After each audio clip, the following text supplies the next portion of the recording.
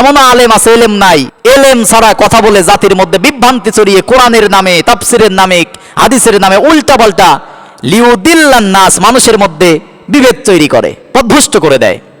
আল্লাহ পাক বলেন নিশ্চয়ই এই সমস্ত আলেম নামের জালেমদেরকে আমি আল্লাহ হেদায়েত দেই না। তাহলে আলেম কিন্তু আবার দাড়ি টুপি থাকলে আবার আলেম না, কিতাবের ইলম থাকতে হবে এবং আমল থাকতে হবে এবং কোরআনের সত্য কথা বলতে হবে। আবার আলেমদের মধ্যে এক প্রকার আলেম আছে, তারা জিহ্বা উলট পালট করে রং ঢং দিয়ে কোরআনের সত্য কথাগুলো যা কিতাবে নাই উল্টা পাল্টা মিথ্যা বানোয়াট বলে, ওমা হুয়া মিনাল কিতাব, কিতাবের পরিচয় দেয় কিন্তু এটা কিতাবের কথা না। ওই যে দেখেন নাই সাপের কাহিনী, ব্যাঙের কাহিনী, এক পীর সাহেব দেখলাম হাঁসের কাহিনী করতেছে, নাতিনের কাহিনী করতেছে। এগুলো তো আলেমের সিফাত না। ওই বাবা হুজুর দাদা হুজুর জাহাজ নিয়ে আসবে ওয়াজের ময়দানে, এগুলো তো বলার বিষয় না। তারা জিহ্বা উলট পালট করে এমন কথা বলে যে কিতাবে আছে বলে চালিয়ে দেয়, অথচ এগুলো কিতাবের কথা না। আল্লাহ পাক বলেন ওয়া ইয়াকুলুনা হুয়া মিন ইনদিল্লাহ, এমন এই কথাও বলে যেগুলো আল্লাহ বলছে, কিন্তু ওমা হুয়া মিন ইনদিল্লাহ, এগুলো আমি আল্লাহর কথা না। এমন কথাও জিহ্বা উলট পালট করে রং ঢং করে ওয়া ইয়াকুলুনা আলাল্লাহিল কাযিবা হুম ইয়ালামুন, তারা আল্লাহর নামে মিথ্যা কথা বলে অথচ তারা জানে যে এটা মিথ্যা কথা। আল্লাহ পাক বলেন ওয়া ইয়াকুলুনা, তারা বলে আলাল্লাহিল কাযিব, আমি আল্লাহর নামে মিথ্যা বলে, ওহুম ইয়ালামুন, এবং তারা জানে যেগুলো মিথ্যা কথা। এরপর আল্লাহ পাক আরো কিছু আলেমের বৈশিষ্ট্য দিয়ে সূরা বাকারার 159 নম্বর আয়াতে বলেন ইন্নাল্লাযীনা ইয়াকতুমুনা মা আনজালনা মিনাল বায়্যিনাতি ওয়াল হুদা মিন বা'দি মা বায়্যানাহু লিন-নাসি ফিল কিতাব উলাইকা ইয়ালআনুহুমুল্লাহু ওয়া ইয়ালআনুহুমুল লাঈনুন। ভয়ঙ্কর দুইটা আয়াত আলেমদের, সূরা বাকারার 159 আর 174 নম্বর আয়াত। এই দুইটা আলেম যদি কোনো আলেম স্বাভাবিক অনুবাদও পড়ে, ও ব্যক্তি অন্তত আখিরাত ঠিক করার জন্য কোরআনের হক কথা বলবে, তাতে ইমামতি না করে ভ্যান চলায় খাবে, তাও তো বাতিলের কাছে মাথা নত করে দুনিয়া আখিরাত নষ্ট করবে না। আল্লাহ পাক বলেন নিশ্চয় যারা গোপন করে সুস্পষ্ট কোরআনের আয়াত, ইন্নাল্লাযীনা ইয়াকতুমুনা কাতামা ইয়াকতুমু, এখন গোপন করতেছে ভবিষ্যতে করবে, মা আনজালনা, আমি যা নাজিল করেছি, মিনাল বায়্যিনাত, স্পষ্ট, ওয়াল হুদা, হেদায়েতের জন্য, মিন বা'দি মা বায়্যানাহু লিন-নাসি ফিল কিতাব, মানুষের হেদায়েতের জন্য যা কিতাবে দিয়েছি তা বলে না, ওই আলেমের প্রতি উলাইকা ইয়ালআনুহুমুল্লাহু ওয়া ইয়ালআনুহুমুল লাঈনুন, আমি আল্লাহ লানত করি এবং গোটা সৃষ্টিকুল লানতকারীরা সেই আলেমের প্রতি লানত করে। যে প্রকৃত আলেম কারা এবং আলেম নামের জালেম কারা, আল্লাহ রাব্বুল আলামিন কোরআনুল কারীমের মধ্যে আলেমদের সম্পর্কে আল্লাহ রাব্বুল আলামিন সূরা ফাতিরের 28 নম্বর আয়াতের শেষের দিকে বলেন ইন্নামা ইয়াখশাল্লাহা মিন ইবাদিহিল উলামা ইন্নাল্লাহা আজিজুন গফুর। আল্লাহ পাক বলেন নিশ্চয়ই আসমান আর জমিনের মধ্যে আমি আল্লাহকে সবচেয়ে বেশি ভয় করে তারা আলেম যারা, ইন্নামা ইয়াখশাল্লাহা মিন ইবাদিহিল উলামা, আলেম উলামা যারা, আমি আল্লাহকে সবচেয়ে বেশি ভয় করে তারা। আর আমি আল্লাহকে যারা, সূরা হুজুরাতের 13 নম্বর আয়াতের মধ্যে আছে ইন্না আকরামাকুম ইনদাল্লাহি আতকাকুম, যে আমি আল্লাহর কাছে টাকা পয়সা দিয়ে প্রিয় হওয়া যায় না, ক্ষমতা দিয়ে প্রিয় হওয়া যায় না, ধন সম্পদ নিয়ে প্রিয় হওয়া যায় না, আমি আল্লাহর কাছে সম্মানিত প্রিয় সেই ব্যক্তি যে ব্যক্তি ইন্না আকরামাকুম ইনদাল্লাহি আতকাকুম, আমি আল্লাহ রাব্বুল আলামিনের কাছে ওই ব্যক্তি সবচেয়ে প্রিয় যে ব্যক্তির অন্তরে আমি আল্লাহর ভয়, তাকওয়া, খোদা ভীতি বেশি, সে আমি আল্লাহর কাছে সবচেয়ে বেশি প্রিয়। আল্লাহ রাব্বুল আলামিন বলেন এবং এই আলেমের মধ্যে কিছু কোয়ালিটি আছে, ইতিপূর্বে আমি আমার আলোচনাতে অসংখ্যবার বলেছি। ইউটিউব থেকে যারা আলোচনা শুনেছেন, সূরা ফাতিরের আলোচনায় আমি 3 প্রকার আলেমের কথা বলেছি। সুম্মা ওরাসনাল কিতাব আল্লাযীনা ইসতাফাইনা মিন ইবাদিনা ফামিনহুম যালিমুল লিনাফসিহি ওয়া মিনহুম মুকতাসিদ ওয়া মিনহুম সাবিকুম বিল খায়রাতি বিইজনিল্লাহ। এখানে আল্লাহ রাব্বুল আলামিন 3 প্রকার আলেমের কথা বলেছেন, যে সুম্মা ওরাসনাল কিতাব, আমি আল্লাহ রাব্বুল আলামিন আমার অসংখ্য বান্দাদের মধ্য থেকে যাদেরকে পছন্দ করি তাদেরকে কিতাবের ওয়ারিস বানাই, আলেম হিসাবে কবুল করি। এই আলেম হওয়ার পরে 3 ভাগে বিভক্ত হয়ে যায়। একটা ফামিনহুম যালিমুল লিনাফসিহি, সত্য কথা জানার পরেও নিজের জীবনের ওপরে জুলুম করে ইমামতি বাঁচানোর তাগিদে, হাদিয়া তৌফার লোভে পড়ে দুনিয়ার যশখ্যাতি ধরে রাখার জন্য তারা কোরআনের হক কথা জানার পরেও গোপন করে নিজের জীবনের ওপরে জুলুম করে আলেম নামের জালেম হয়। আল্লাহ পাক সূরা বাকারার 140 নম্বর আয়াতের শেষ অংশে বলেন ওমান আজলামু মিম্মান কাতামা শাহাদাতান ইনদাহু মিনাল্লাহ, আল্লাহ পাক এখানে বলতেছেন ওমান আজলাম, আজলাম ইসমে তাবজিলের সিগাতে আল্লাহ জাল্লা শানহু বলেন, আমি আল্লাহর কাছে সবচেয়ে বড় আলেম নামের জালেম ওই ব্যক্তি মিম্মান কাতামা শাহাদাতান ইনদাহু মিনাল্লাহ, যে ব্যক্তি কোরআনের আমি আল্লাহর সত্য সাক্ষ্য জানার পরেও গোপন করে। অসংখ্য মানুষ আছে ইমামতি চলে যাবে, তারপরে হামলা মামলার শিকার হবে। এজন্য অসংখ্য দাওরা পাস, হাফেজ, কারি, মুফতি, কামেল পাস, টাইটেল পাস কোরআনের হক কথা গোপন করে দুনিয়ার ফায়দা লুটতে গিয়ে আল্লাহর কাছে জালেম হয়ে আখিরাত নষ্ট করতেছে। এরপরে দ্বিতীয় প্রকার আলেমের পরিচয় দিয়েছিলাম আমিনহুম মুকতাসিদ, মধ্যমপন্থী। এ দলেও থাকে ও দলেও থাকে, তেলবাজি করে চলে।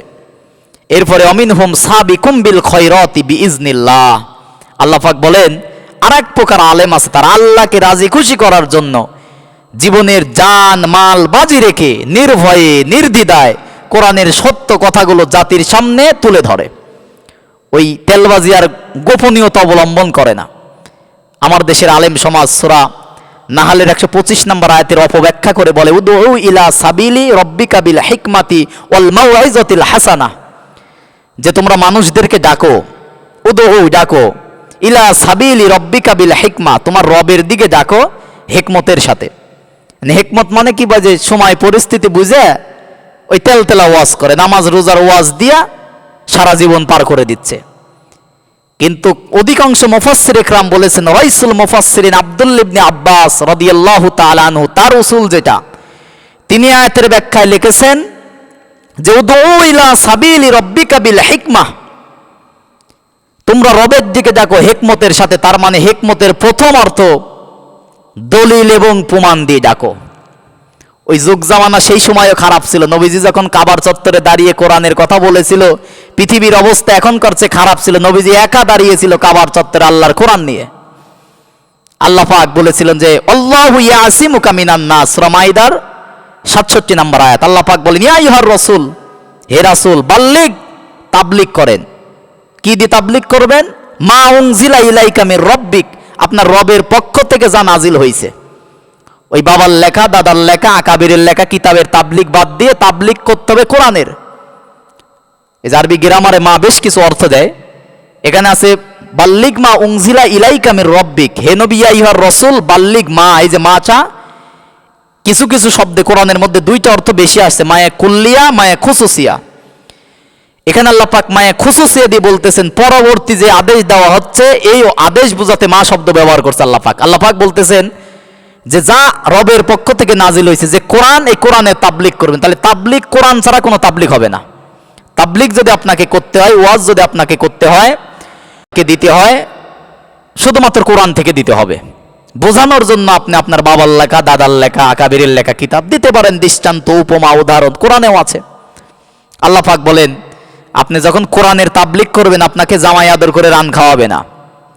আপনি যখন কোরআনের তাবলীগ করবেন, দেখেন না আমার দেশে তাবলীগ করলে এই যে 2টা করে ফ্যান লাগাচ্ছে, ফ্যানে হচ্ছে না, এসি লাগাচ্ছে ইমাম সাহেবের ঘাড়ের ওপরে।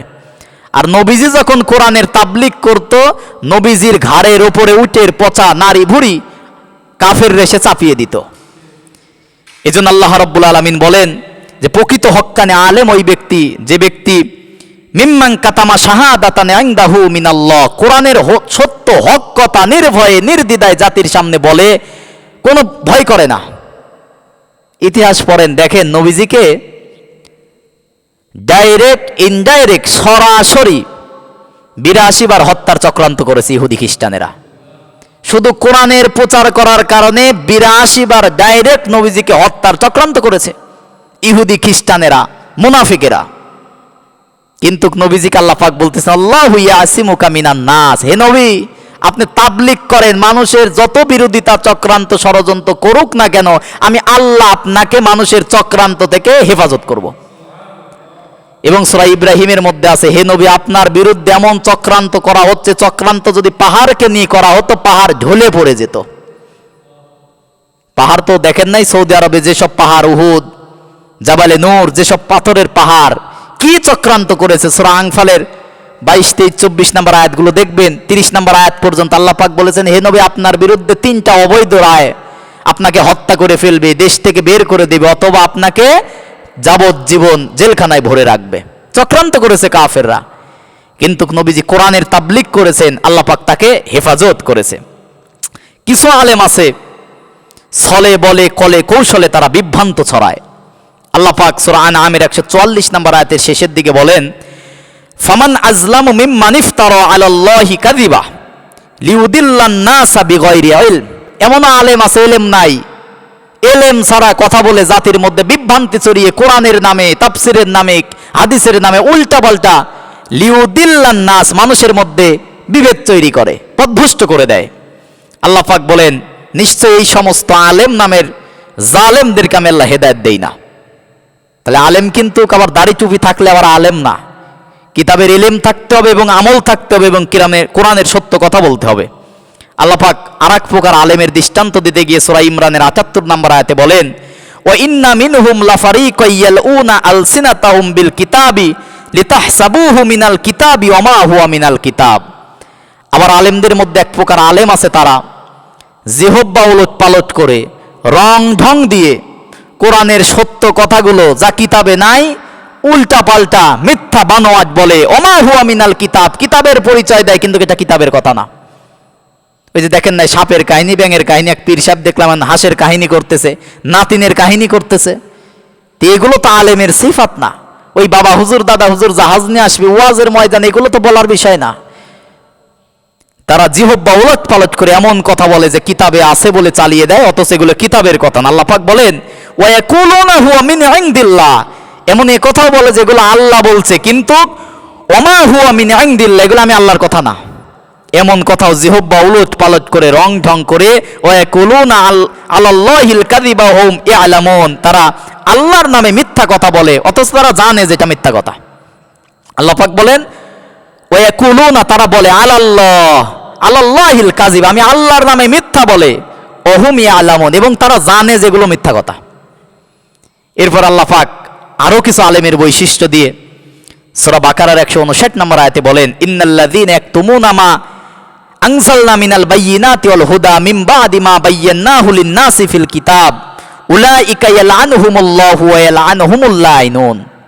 ভয়ঙ্কর দুইটা আয়াত আলেমদের, সূরা বাকারার 159 আর 174 নম্বর আয়াত। এই দুইটা আলেম যদি কোনো আলেম স্বাভাবিক অনুবাদও পড়ে, ও ব্যক্তি অন্তত আখিরাত ঠিক করার জন্য কোরআনের হক কথা বললো, তাতে ইমামতি না করে ভ্যান চলায় খাবে, তাও তো বাতিলের কাছে মাথা নত করে দুনিয়া আখিরাত নষ্ট করবে না। আল্লাহ পাক বলেন, নিশ্চয়ই যারা গোপন করে সুস্পষ্ট কোরআনের আয়াত, ইন্নাল্লাযীনা ইয়াকতুমুনা কাতামা ইয়াকতুমু, এখন গোপন করতেছে, ভবিষ্যতে করবে, মা আনজালনা, আমি যা নাজিল করেছি, মিনাল বায়্যিনাত, স্পষ্ট, ওয়াল হুদা, হেদায়েতের জন্য, মিন বা'দি মা বায়্যানাহু লিন-নাসি ফিল কিতাব, মানুষের হেদায়েতের জন্য যা কিতাবে দিয়েছি তা বলে না, ওই আলেমের প্রতি উলাইকা ইয়ালআনুহুমুল্লাহু ওয়া ইয়ালআনুহুমুল লাইনুন, আমি আল্লাহ লানত করি এবং গোটা সৃষ্টিকুল লানতকারীরা সেই আলেমের প্রতি লানত করে। 174 নম্বর আয়াতে আল্লাহ পাক আরো বলেন, ইন্নাল্লাযীনা, একই রকম ভাবে আসছে, ইন্নাল্লাযীনা ইয়াকতুমুনা মা আনজালাল্লাহু মিনাল কিতাবি ওয়া ইয়াশতারুনা বিহি সামানান কলিলা উলাইকা মা ইয়াকুলুনা ফি বুতুনিহিম ইল্লান নার ওয়া লা ইউকাল্লিমুহুল্লাহু ইয়াওমাল কিয়ামাহ ওয়া লা ইউযাক্কিহিম ওয়া লাহুম আযাবুন আলীম। ভয়ঙ্কর আয়াত। হেদায়েতের জন্য তো বেশি আয়াত দরকার নাই।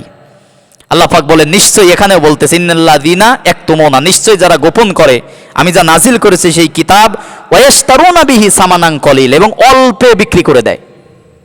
এই অল্পে বিক্রি করা, ওয়াজ করে হাদিয়া নেওয়া বিষয় এমন না। আপনি ওয়াজ করে হাদিয়া 50,000 না 1 লাখ না, আপনি 2 লাখ নেন, কিন্তু 2 লাখ টাকার পরিমাণ যে এলেম, যে তথ্য বলা দরকার, আপনি এক মঞ্চে বলেন। আপনি টাকা 5 লাখ নেন, এখানে এই ওয়াস্তারুনা বিহি সামানান কলিলা মানে ইমামতি করে টাকা নেওয়া, ওয়াজ করে টাকা নেওয়া হারাম বিষয় এমন না। হ্যাঁ, এটা কি যে ওয়াজের নামে 50,000 টাকা নিয়ে কোরআনের কথা গোপন করলেন, এটা অল্প মূল্যে বিক্রি করা হলো। কিন্তু আপনি টাকা নেন আপনার যোগ্যতা অনুযায়ী, আপনি টাকা নেন, কিন্তু সেই পরিমাণ কথা আপনাকে বলতে হবে। আল্লাহ পাক বলেন, যারা দুনিয়ার স্বার্থ ইমামতি বাঁচানোর তাগিদে, জোশ খ্যাতি ধরে রাখার জন্য, জনপ্রিয়তা ধরে রাখার জন্য তেলবাজি করতে গিয়ে, দেখেন নাই নিরাপত্তার অভাবে যে সময় গেল, এত বড় আলেম বলল না আমি নিরাপত্তার অভাবে কোরআনের কথা বলবো না। তা আমার নবীজির নিরাপত্তার কি, তিনি নিরাপত্তার চিন্তা না করে যেভাবে কোরআনের কথা বলছে, উটের পচা নারী বুড়ি চাপাইছে, হত্যার চক্রান্ত করেছে, তো আমার নবীজি তো নিরাপত্তা খুঁজলো না।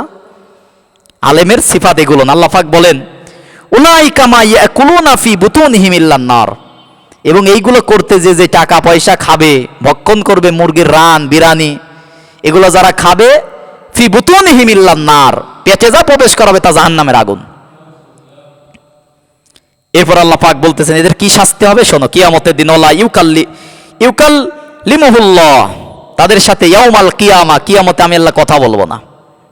আপনি কত বড় জায়গা থেকে বঞ্চিত আলেম সাহেব, অথচ আল্লাহ পাক বলছেন কোরআন যখন তেলাওয়াত করে সে ব্যক্তি যেন আমি আল্লাহর সাথে কথা বলে। অথচ আল্লাহ পাক বলতেছেন যারা কোরআনের সত্য কথা গোপন করবে কিয়ামতের দিন এদের সাথে আমি আল্লাহ কথা বলবো না, ওয়ালা ইউজাক্কিহিম, এবং পবিত্রও করব না। তার মানে এদেরকে আমি কোনোদিন জান্নাতেই দেব না। এবং ওয়ালাহুম আযাবুন আলিম, তাদের জন্য রয়েছে যন্ত্রণাদায়ক শাস্তি। আল্লাহ পাক আয়াতের ব্যাখ্যায় আরেকটা সূরা বাকারার 42 নম্বর আয়াতে বলেন ওয়ালা তালবিসুল হাক্কা বিল বাতিল ওয়া তাকতুমুল হাক্কা ওয়া আনতুম তা'লামুন, তোমরা হককে বাতিলের সাথে মিশাইও না, জেনে শুনে হক বাতিল এক করে না। হক বাতিল এক মঞ্চে কখনো থাকতে পারে না, হক বাতিল এক প্লেটে কখনো খাইতে পারে না। যেখানে মোহাম্মদ আছে সেখানে আবু জেহেল থাকতে পারে না, যেখানে হকপন্থী থাকবে সেখানে বাতিল টিকতে পারে না। এই জন্য হকের মঞ্চ বাতিলের মঞ্চ আলাদা হবে, হকপন্থী আলেমের জায়গা আলাদা হবে, বাতিলের আলেমের জায়গা আলাদা হবে। এটা দুনিয়া এবং আখিরাত, যাদের বোঝা তারা বুঝে নেবেন। আল্লাহ পাক সূরা রুমের মধ্যে 32 নম্বর আয়াতে বলেন মিনাল্লাযীনা ফাররাকু দীনাহুম ওয়া কানু শিয়াআ কুল্লু হিজবিন বিমা লাদাইহিম ফারিহুন, বিভিন্ন আলেম আছে বিভিন্ন দল মত তৈরি করে নিজের দল নিজের মত ওটাই হক। দেখেন নাই চরমনাই জামাতকে দেখতে পারে না, ওই খেলাফত আর একজনকে দেখতে পারে না, বলে যে আমিই হক। চরমনার এক মুরিদ সাহেব বলছে যে যদি আল্লাহর পক্ষ থেকে কোনো হক দল আসে তা চরমনাই। আল্লাহ হেদায়েত দান করুক। এগুলোর ব্যাখ্যা আবার সূরা তওবার 34 নম্বর আয়াতে আছে। কিছু পীর মাজার পূজারি খানকা দরবারি হুজুর এগুলো জীবনেও চাইবে না, লেবাস দাড়ি টুপি থাকবে, মাঝে মাঝে হুঙ্কারও দেবে, কিন্তু চাইবে না ইসলাম প্রতিষ্ঠা হোক, কারণ দরবার ওরসের মাজারের ব্যবসা চলবে না। এগুলো সূরা তওবার ইয়া আইয়ুহাল্লাযীনা আমানু ইন্না কাসীরাম মিনাল আহবারি ওয়ার রুহবানি লা ইয়াকুলুনা আমওয়ালান নাস, এই আয়াতটা দেখবেন বুঝতে পারবেন। তারা যুগে যুগে স্বার্থপর চাটুকার আলেম এরা তারা বাধা দেবে, ইসলাম বিরোধিতা করবে, সম্পদশালী ব্যক্তি ইসলামের বিরোধিতা করবে, শাসক গোষ্ঠী সমাজের স্বৈরাচার এরা বাধা দেবে। কিছু এক প্রকার আবেগী সম্প্রদায় মুসলমান আছে এরাও ইসলামে বাধা প্রদান করবে।